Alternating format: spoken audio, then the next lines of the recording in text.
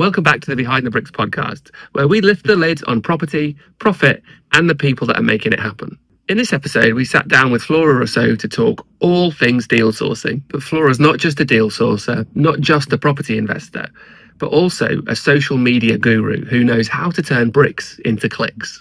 We're diving into deal sourcing, how it can completely flip your lifestyle, and how social media can become your secret weapon for success. Welcome to the Behind the Bricks podcast. Thank you, Chris. Thank you for having me. Pleasure seeing you again. The pleasure is all ours. So give us an idea of how many property deals you have sold since you started right back in, I think we said earlier, 2018, since you started deal sourcing. Yeah. I would say something like 130 plus. 130 deals sold. Yeah. That is great going. Did you set out to be doing it for this long when you set out to be a deal sourcer, or was it like a short-term thing to fill a gap to get into property? I think, yeah, it was probably a short-term plan, to be honest, because, deal sourcing is a good way to put some money together to buy your next house, I guess, property investment house. So I think it was a short-term plan, but then it became a business, and of course, I don't regret it. So your original plan was to raise money to buy stuff, to put into your portfolio, to then find other properties to source and sell on and keep basically going round in that circle. Raising money from deal sourcing, spend it on a house for yourself. Raise money from deal sourcing, spend it on a house for yourself. Yeah, that's correct. But also because when I started, especially, I was viewing so many houses. So, the more you view, the more you got chances to have offer accepted. I couldn't buy all of the deals myself, unfortunately, because I didn't have enough money. So I thought that maybe monetizing, my effort, the time I put into it, could have been a good idea. And that's actually how sourcing started as well. And we talked about this just before we started filming the podcast. How many viewings would you do in a day? I did some days 17 viewings a day. 17? Yes, that was mental. One every 15 minutes. That is a busy day. And let me tell you something more, if I can. I used to walk between viewings. So I was grouping them by postcode. So I was maybe doing a block of 5 in one postcode to make things quicker. And then maybe I needed time to get to the next postcode and another group of 5 and so on and so forth. Why did you do that? Because I love talking to people on the streets. I invest and source in the Northeast. People up there are very friendly, open to talk. Postmen were my best friends. They were telling me everything about the houses there, the good streets, the best streets, the good tenants. I loved it. Yeah. That's a good way to get a lot of insight. If you would use it, if we asked you for a top tip, that would be a fantastic top tip. Yeah, you see? Talk to post people, right? That's phenomenal. So it wasn't like you were doing it for health. It was to be out and about, to be in amongst the community, to get to know the community, to get to know the area better. Yeah, you can walk, the back of the streets as well, so you can see the back of the houses, because some of them, they look very good from the front, but then you go at the back and... Yeah, of course. Yeah. So I'm a big fan of numbers and stats, right? So if you sold roughly 130 deals and you were doing 17 viewings per day when you were going up to the Northeast, in that time that it's taken you to sell 130 deals... Just as a rough idea, how many viewings do you think you've done? Oh God, I don't know. I don't remember. But when I started, it must be hundreds and hundreds and hundreds. Yeah. But when I started, I was buying one property a month for myself. Right. Yeah, and then after 5 months, I stopped because I just started, and I was like, okay, this is probably going a bit too fast, because I was still trying to understand what I was doing, So anything that I was not buying, I was sourcing. So yeah, probably more than 100 viewings, 100%. Out of all the deals that you've done, which sticks out as the most memorable that you've sold? I think I can probably give you a few examples here, because if that's okay. Of course. I would say it happened once that we were into this transaction for months, because it was an HMO. So I don't usually source HMOs. So buy-to-lets, is my specialities. But in this case, it was an HMO. And after, overcoming different challenges and stuff, we almost got at the end, like completion date, and the buyer decided to pull out. And that was like, we were 10 months into the transaction. So was it an exchange and complete on the same day? It's supposed to be, yes, yes. But then, yeah, he pulled out because I think there was an issue with the room size, and he was not bothered to do any work himself in advance. And the seller, of course, lost his patience because after so many months, you know, you kind of don't believe in that going through anymore. So that was an example. Other examples are more, so, you know, sourcing feedback and all of that. So all of that effort and time for nothing, because that's the risk about deal sourcing, you know. But I guess it's part of the game. What's your process when you've spent 10 months, when you've invested so much of your time for 10 months? What's your process for dealing with that when it all falls apart at the last minute? So I have very strict terms and conditions. So I explain properly when the money is refundable and when it's not. But sometimes I guess it's common sense, you know, because I guess in that case we should have been compensated for our time. Also because there was nothing wrong with the transaction, although being a room not the right size could have been something that we should have disclosed from the start, but we weren't aware of that. So it's, you see, it's a very thin line. So in that case, we give the money back. How did that make you feel? Terrible. So for me, I know when something like that happens to me, I have at least a couple of hours where I just lock myself in a dark room and just sort of let it sink in what's happened. And then when you're in that dark room, you have maybe half of the time for me is, to be honest, sulking or being really miserable. And then the next half of the time is planning for how you're going to overcome what's just happened. That's how I deal with stuff like that. What's your process? What do you do? Yeah, I probably scream and shout for the first half an hour because, of course, it's very annoying. So I try to let this, you know, anger out. And then, of course, yeah, it's finding the solution that is actually well, suitable for everyone, because at the end of the day, you're building a business and you're building relationships, so you don't want to ruin them or anything over money, but people at the same time have to value your time and, well, your work without taking advantage of it. So you mentioned buy-to-lets, that buy-to-lets are your speciality. Would you say that that's the easiest deal to consistently sell to an investor? Yes, I would say so, but in this current market, I would say actually turnkey buy-to-lets. So I've seen a shift within my investors. So they're now looking for solid investments that cash flow from day one. So instead of, you know, increasing the value through having a heavy refurbishment, they just buy solid houses in areas where the rent demand is high, and when there is maybe some good, solid regeneration project going on. So that's what I'm seeing at the moment. So they're not looking for the equity uplift, they're just looking for the cash flow. Correct, yes. So, which is really interesting, because if you look at the media for, I don't know, it seems like forever that the media have been telling us that buy-to-let is dead and that buy-to-let just doesn't work anymore. What's your take on that? That's interesting. I think buy-to-let is not dead, but it's just really evolving, because the property market changes and we have to change with it if we want to survive, you know, that's what it is. So I guess the interest rates have gone up, but the rents have gone up as well. I mean, in the Northeast now, you achieve some rents that were unheard of before, you know, so you can still make profits out of them if you know where to buy them. And that's why I said, maybe the clients, instead of spending loads of money for doing refurbishment, they just go for the higher cash flow property in order to make still that profit every month. And that's why you need a property sourcer to do that, right? Because I guess a lot of your clients are not from the Northeast, and so they need your expertise to look into that area, to identify where to invest. That's correct. Did you know as well, one of the things that always plays on my mind whenever you look at the media saying about buy-to-let is dead, I think the majority, something like 54% of landlords own only one property, and the majority of those people must be accidental landlords, you know, like they've decided to move in with their partner, and so instead of selling the flat that they used to live in, they keep the flat and they rent it out. So they never bought that flat to be a buy-to-let. They bought that flat because they wanted to live there, and that doesn't mean that it's a good investment opportunity. And then when the mortgage rates go up or the interest rates go up, then that puts a squeeze on them because their margins weren't good. But again, if you use a property sourcer to find you the deal, then you've got wider margins, so that when the interest rates change, you've got that cushion. Yeah.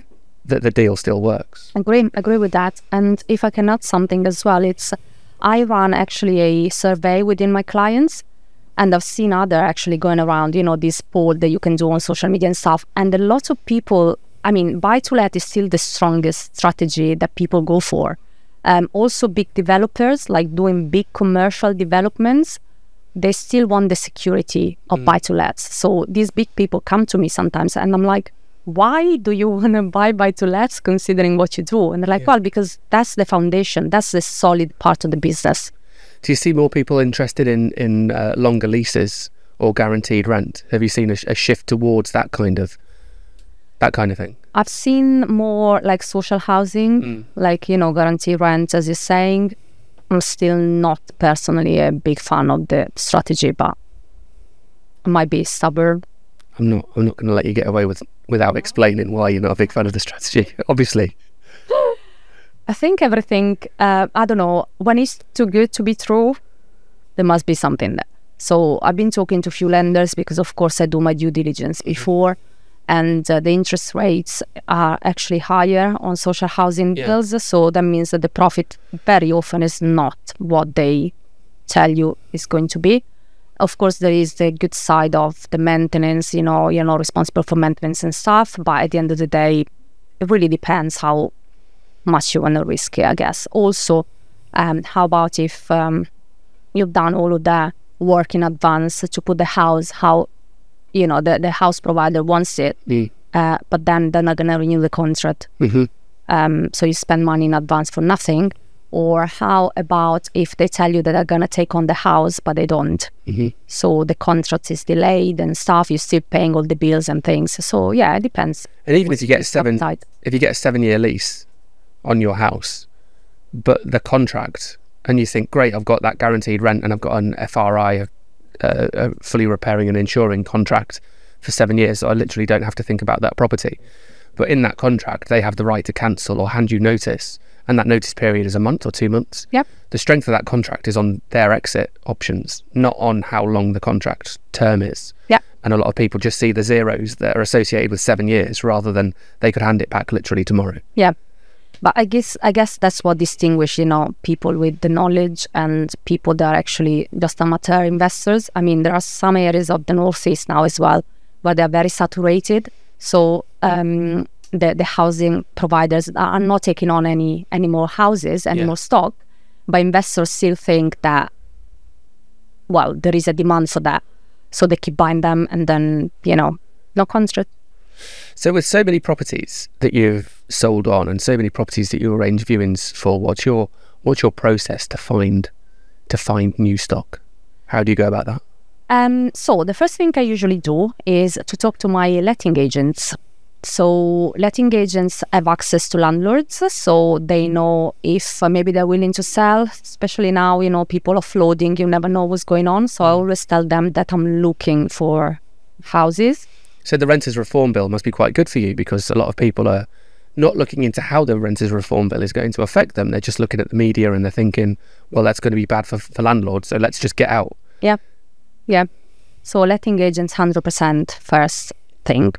Word of mouth, every time that I talk to someone, especially up north or people that got connection there, just let me know if you hear of anyone selling. The postman in between viewings. But that's true, actually. Or like builders, tradesmen, anyone that does any maintenance in my houses. So just let me know if you hear of anyone. Well, the usual websites, but I guess everyone is going to be on them, Rightmove, Zoopla, Open Market, whatever. Social media, a lot. Especially on Instagram, recently I'm getting a lot of inquiries of people that actually want me to sell their houses. Really? Yes. And I think the reason could be that, well, they save money in estate agencies, right? So they don't have to pay for an estate agent to sell their houses. And let me tell you this as well. Some of my own clients, like people I sourced houses to in the past, they're now selling because maybe the strategy has changed, or maybe they're not investing in the Northeast anymore, but they want to invest down south for capital appreciation or whatever, Yeah. So yeah, they get in touch and asking for help to sell the house. How would you say being involved in property has changed your lifestyle? I would say the property gave me that freedom and time that I was looking for when I actually changed my job. So I'm really pleased with that. I can really spend the time in the way I want and allocate the time to work when I want, if it makes sense. Sometimes people ask me, oh, can you do that? Do you have to take time off work? And I'm like, no, I'm pretty flexible. I can, squeeze everything in the way I want because, well, I don't have a boss to ask to, I guess. Does that mean that sometimes you're working late nights though, because you need that flexibility during the day for your family, but then you know that the only way that you get paid is if you put in effort and you do the work? Yeah, to be honest, I used to work late at night, like 11, midnight, whatever. Now I try to set some boundaries, to be honest, especially with clients. I mean, if it's like a crucial deal, okay, we can talk in the evenings, otherwise you can wait. What's the first property? Tell us about the first property that you bought for yourself after you'd saved enough money from sourcing deals for other people.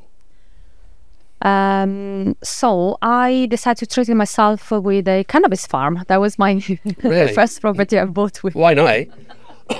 Because you needed to chill out a bit. Exactly. No, I'm going to tell you the story. Of course, I didn't know that. So yeah, it was a very good year for the sourcing business. So yeah, I had enough money. I buy all my houses cash. So I managed to buy this one cash in South Shields. It was actually a property that I was willing to source to my clients. So I sent it out to my database. I called a couple of people to see if they were interested, but they were actually not. So the more I was looking at the numbers, the more they were making sense to me. I was like, well, this is actually a very good deal, so I should go for it. So I bought it myself. So why was nobody else interested? I do not know. When people try to find something like in very stupid details for things not to work, and I couldn't see that. So, well, maybe thank God that I bought it myself, considering it was a cannabis farm and the living room was burned down. I guess when you have the experience, you know that as soon as you can put things right, spending maybe a bit more money on it, you're going to be fine. But maybe first house for someone would have been a bit of a, panic moment. And South Shields got a beautiful beach. It's a really nice place. It does. And the house, trust me, is still one of my favorites. It's renting out top price. Now there is also big regeneration going on there. So 100% a good investment. I'm actually looking for more there. Oh, really? Yeah. For yourself or for sourcing onto clients? Myself, I guess. So what's the next step for you? What's the next step for your business? So in terms of property business, I'm actually, this is my growth year. So I want to grow fast. So I actually take on a mentor as well who's helping me for the last 2 months, and I can see the progress already. So I'm looking to take on portfolios of buy-to-lets, block of flats or mixed-use properties. So that will accelerate the process a bit, because you do one big transaction, but you're going to be fine when it's done. Sourcing-wise, I actually, I'm working now one-to-one, as I mentioned before. Yeah, with your investors. With my clients. So I would say I got 8-10 clients that are looking for buy-to-lets in the Northeast. So I qualify them properly. I know exactly what they're looking for. Well, some of them are looking for flips as well. And we are going shopping for them. So I got my core sources on the ground looking at properties based on the brief I gave them. And I have the clients that are waiting for their investment to go through, essentially. So is that... break down what your business looks like right now and what you spend your time doing, because you just mentioned co-sources. So I guess that's an evolution of how you're finding the properties in the first place. Yes, that's correct. So for me, property means property sourcing, property investment has to be as passive as possible. I know people say property is not passive. I truly believe that if you build a portfolio and it's managed by a letting agent, it's totally passive, because they involve you only when you have to pay for something, right? Yeah. Or if a tenant is moving out and stuff. Sourcing wise, passive for me means that I don't have to be the person on the ground viewing properties anymore. So I am the one who actually curate the relationships with the agents. So try to get off-market deals, or as I mentioned before, deals through people that find me on social media or letting agent, but having people on the ground that can view the houses and estimate a refurb on behalf of me instead of, having to catch the train up north. And making things very, taking forever. But I am, as I said, I'm building and keeping the relationships with my clients, keeping talking to them, keeping them warm, keeping qualifying them and understand how their investment requirements have changed. So once I got the property, I can match it to them, and that's the way I'm working at the moment. So makes sense. Tell me how you find these co-sources that you deal with, because you've been doing this for 7-ish, 8-ish years. Yeah. So you've built up a lot of credibility with your client base. Yeah. And so to allow somebody else to find the properties that are introduced to your clients, you're taking a big risk. Yeah. Or it's a potential big risk depending on how you handle it. So tell us how you handle that process. Is a very good question, Chris, and it is a good risk, because things, in my experience so far, things go wrong with the project management of the refurbishment and the refurbishment per se. So it's not really about the property, because once you find the property and you disclose everything to the clients through videos, pictures, whatever, they know exactly what they're buying. Yeah. But then I've been working with a lot of people that improvise themselves as project managers, but they don't have a clue on how to do it. Yeah. I think project management is, you really need to have great communication skills first. You have to be very well organized. You have to look after the client budget, and you have to be sure that the project is going to be finished on time. You need to be comfortable with uncomfortable conversations as a project manager. 100%. And very often, in my experience, this is not the case. So people just bury their head in the sand and they disappear. Yeah. So then I'm the one who has to deal with the clients. Now, it's okay, but your business can be affected because of that. So now, all of this to say that I'm very careful to select the people I do business with. So although I co-source, I still use my team to do the project management and the refurbishment, because I am an investor myself. So I tested my team a few times. So I rely on the co-sourcer just to find the property and getting the information about the house. And it all goes through you vet everything, you make sure that you've done the due diligence, so it's the same standard, the same quality before it's then introduced to the client. And I challenge them all the time with comparables, and if I'm not sure about the deal, it's not going to go out to my clients. Yeah. I actually looked at a podcast that we'd recorded a little while ago from our project manager in-house, and she came up with a really good way of framing a way to look at a problem to then motivate you to solve the problem. Okay. And she said, if a problem occurs and you deal with that problem is gone. But if a problem occurs and you bury your head in the sand, in 2 days' time, that problem's still going to be there. Until you deal with it, that problem is not going away. So ignoring that problem is not the right way to look at it. I agree. And that with the amount of developments that she's looking after, problems occur constantly. That's basically her job, that she just deals with problems. So she's absolutely right. You deal with it, or they're just going to mount up and it's going to become a bigger problem that you've got so many problems to deal with. So 100%. And I mean, the more projects you do, the more problems you're going to have. So you need to be conscious as well on how many projects you want to take on, and that's the reason why I actually changed my business model as well. So I prefer to have less clients but provide a high quality service. That's the way I work now. Very sensible. Will you continue to use social media going forward then, if you're working with fewer clients? Is that still an important part of your strategy? It is, especially as an investor, because I bet you wouldn't know what to do with yourself if you weren't doing social media every day. Trust me, I got so many things to do instead of that. It's really time consuming. It's sometimes enjoyable, not always, because it feels like you have the pressure of posting. That is crazy, because it's actually the pressure that you're putting on yourself. No one cares if you're posting or not, right? But that's how things work. So, it's working well for me in terms of clients. You always need new clients, because maybe the few clients I'm working with are at capacity at the moment.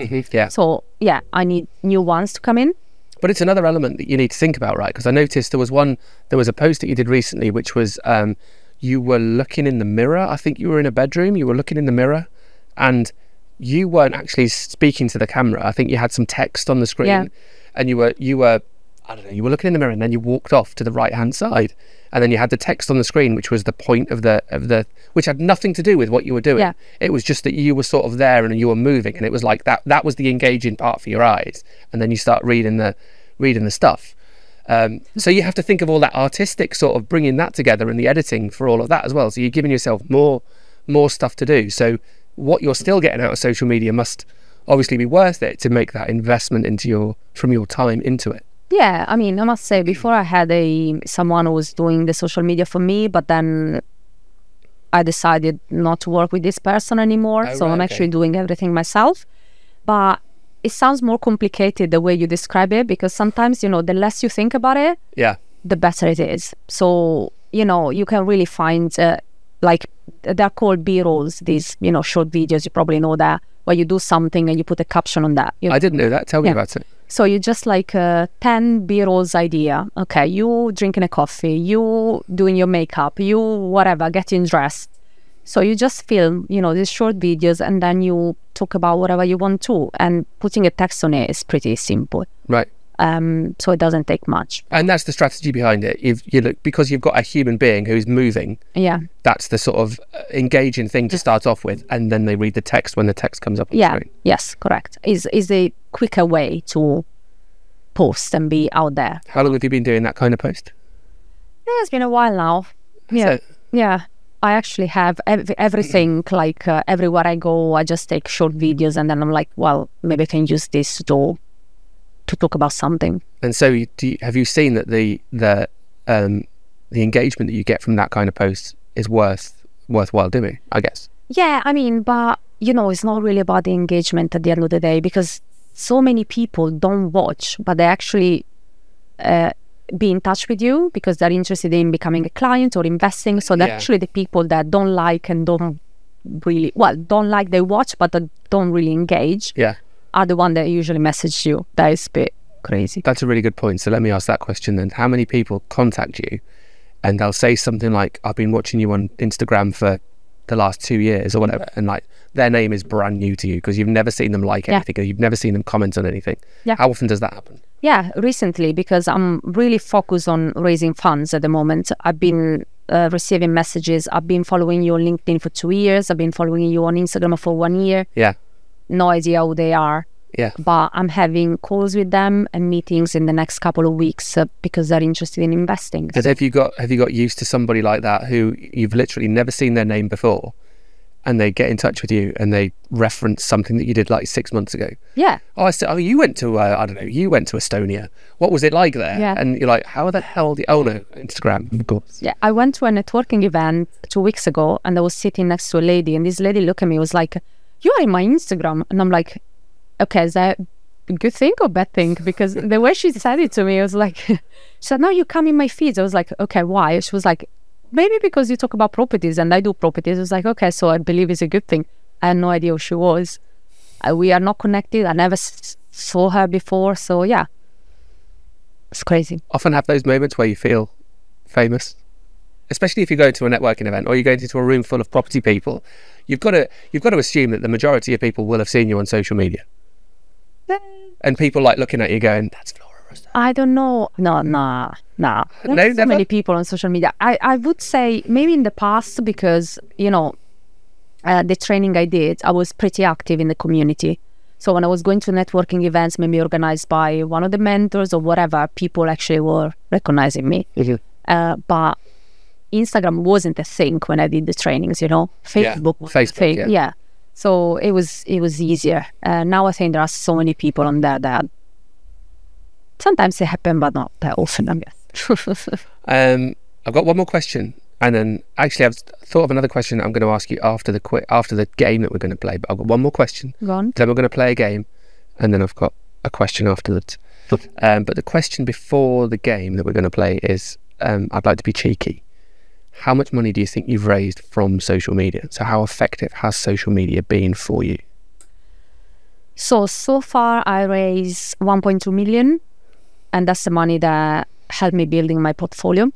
Wow. Yeah, and I'm currently raising 500K for my next deal. And that's why I'm having conversation and meetings with people that are coming to me through social media. Wow. Yeah. And that's in the Northeast as well. So that's pretty much enough money to buy the whole of the Northeast. And I don't say that in a disrespectful way before anybody from the Northeast writes in, because I come from the Northeast. I was born in Sunderland. Well, you keep, recycling the money, pulling the money out of the refinancing, and using it to buy a new one. So. Actually, I am going to fit another question in, because I've just remembered something that you said before. Go on. You said that you buy all your properties in cash. Yeah. So talk us through that process. Is that just the ones that you buy for yourself, or do you get your clients to buy it in cash and then refinance it afterwards? Talk us through. No, so I buy cash for myself. My clients decide themselves what they prefer to do. Of course, if maybe it's an auction property, I just recommend them to look at cash purchase or bridging purchase. But yeah, personally, for me, it's cash. Mm-hmm. It's funny because I was actually looking to buy the first one with a mortgage, and I didn't know how to do it. But I know it's pretty simple and probably obvious. Wow. But I was like, I actually never done it before. I never bought a house apart of my flat in London, of course, with a mortgage. So Yeah. I don't know how to do it. So yeah, it's cash. It's just because of speed, especially in the past. Cash means speed. Now is maybe more appealing. Is that tool that you have to negotiate a bit on the purchase price, maybe. Speed, I'm not so sure about that, because we know that legals take forever. And then, well, yeah, absolutely. And cash and just keep in cash, or cash, keep for a while and refinance? So I usually keep for 6 months. Yeah. That is the rule, and then put a mortgage on it. So, Okay. I need the time to do the refurb. I'm actually buying turnkey myself as well. Okay. Tenanted properties, so cash flow from day one. That is perfect, because, I'm not losing money at all. But I know there is value in that property already. So 6 months waiting, then put a mortgage at the, higher value, release the equity and pay back the investors, or use the money again. Mm-hmm. And usually that's the case, because they don't want the money back. Great. So onto the game now.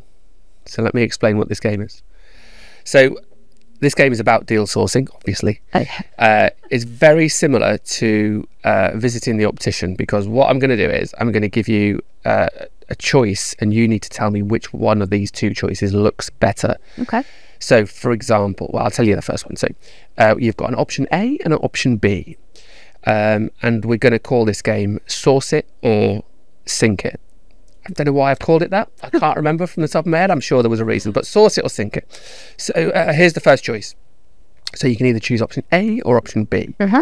So option A is a 6-bed HMO with a 15% yield, or option B, which is a 3-bed terrace buy-to-let with a 10% yield. Which one would you rather source on?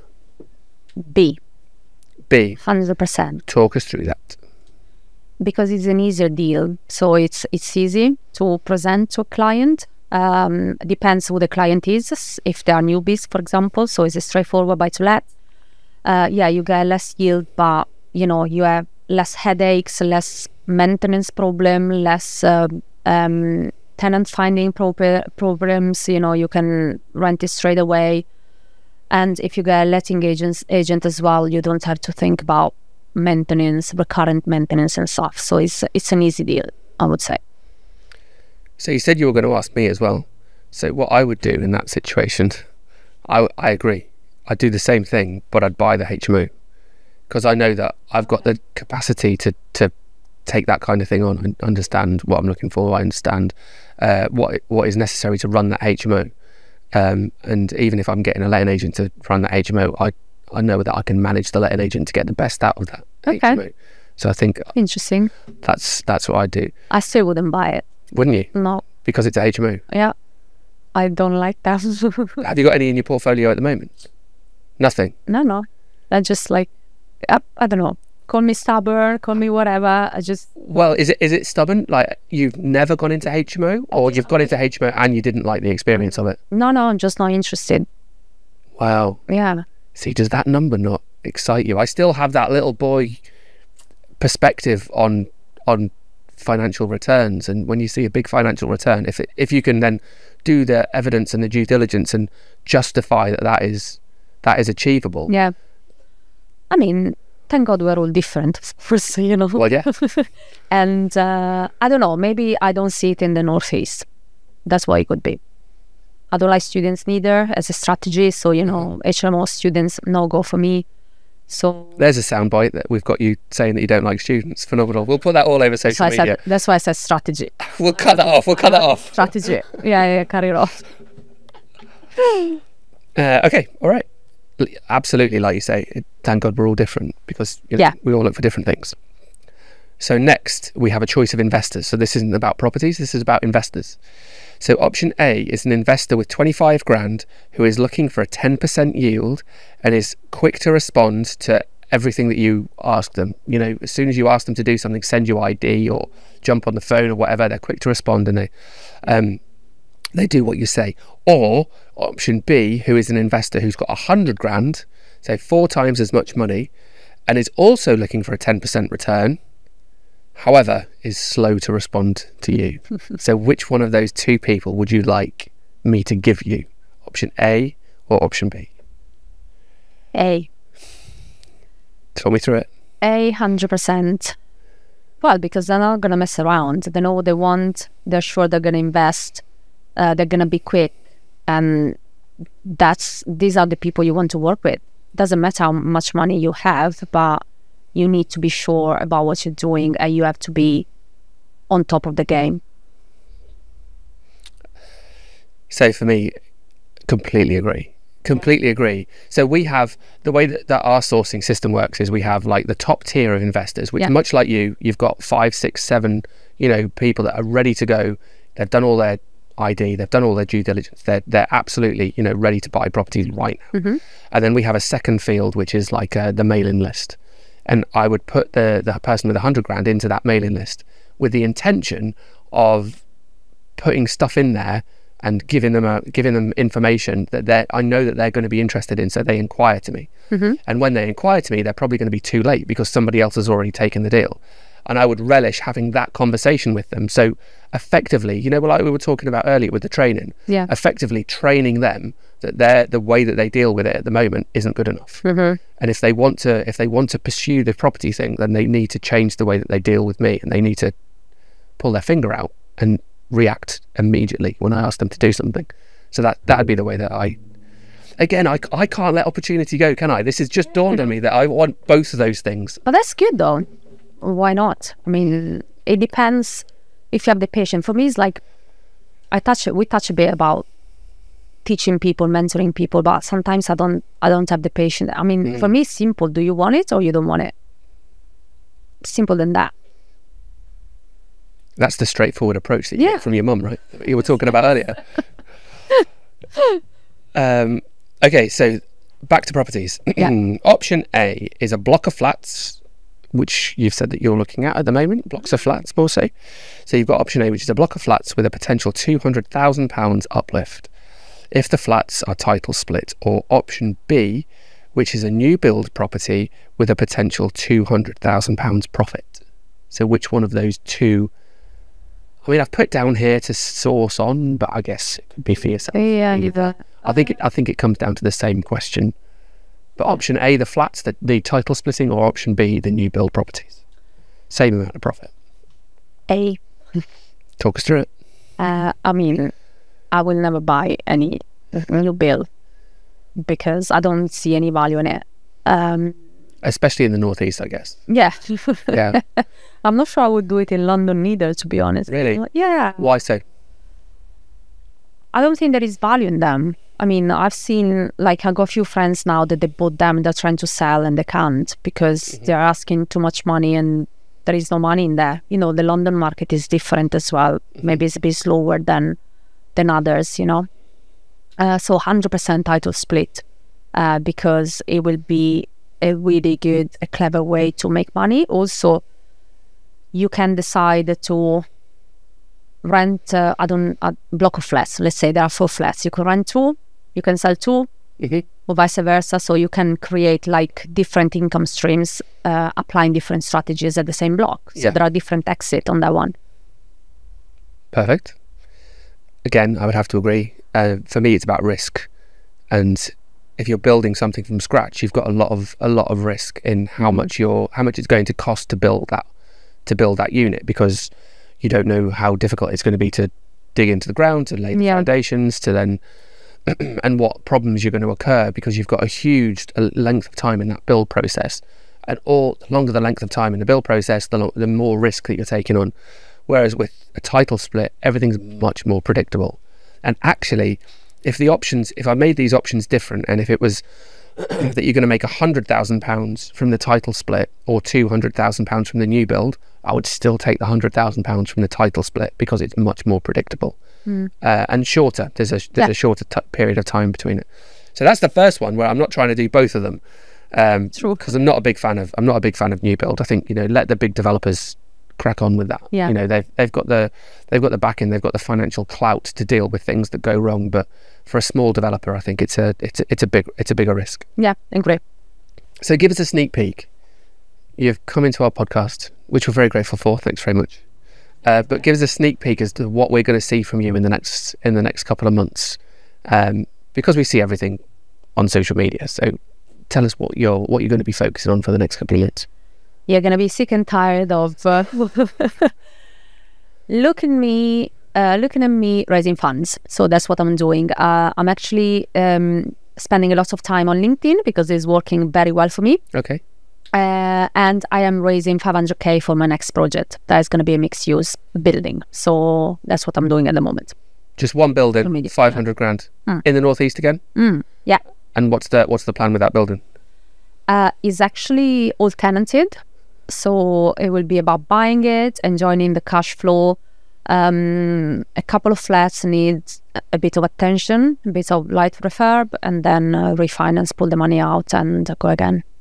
And what's the best place that, if anybody is watching this that isn't currently following you on social media, which there can't be that many, surely, but what's the best place that they can follow you? You're up to your limit on Facebook. Yeah. So I guess it's either LinkedIn or Instagram would be better. Yeah. So do you want to tell us the names of those accounts? Yeah. So Instagram is Flora Russo Property, pronounced at the Italian way, or LinkedIn is Flora Russo. So I've got a couple of quick fire questions that I'm going to give to you, and you need to tell us what your first thought is that comes into your head.